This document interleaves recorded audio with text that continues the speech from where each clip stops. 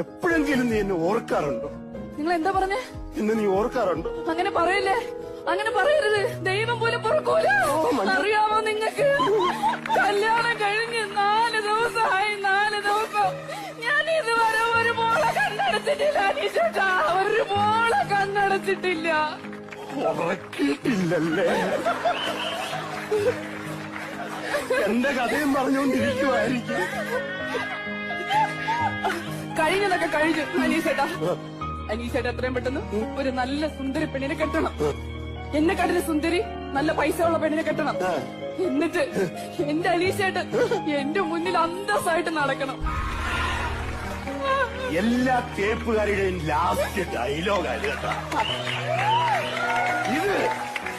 ഈ ഡയലോഗ് കാണാപ്പാടം പഠിച്ചു വെച്ചേക്കുവാ എല്ലാ തേപ്പുകാരികളും. വേറെ ഡയലോഗ് ഒരു ചേഞ്ചിനെങ്കിലും പഠിച്ചു വെക്കണ്ടായിരുന്നോ? എന്നോട് പൊറുക്കണം അനീഷ.